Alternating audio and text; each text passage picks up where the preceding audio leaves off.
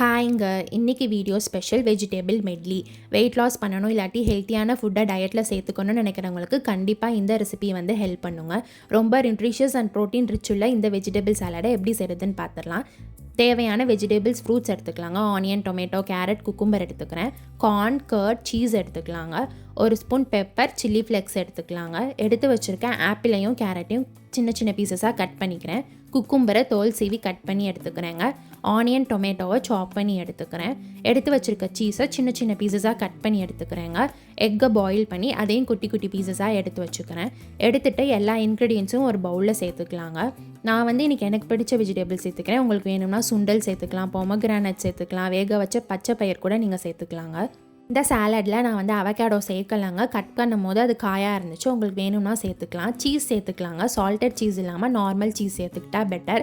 Curd சேர்த்துக்கலாங்க. Curd வந்து நிறையா கால்சியம், பாஸ்பரஸ், விட்டமின்ஸ் எல்லாம் அதில் இருக்குது. அதுக்கப்புறம் நான் ஒரு ஸ்பூன் சோயா சாஸ் சேர்த்துக்கிறேங்க. அதுக்கப்புறம் ஹர்ப் சாஸ் சேர்த்துக்கிறேன். 2 சாஸுமே உங்களுக்கு வேணும்னா சேர்த்துக்கலாம். அது ஆப்ஷனல் தாங்க.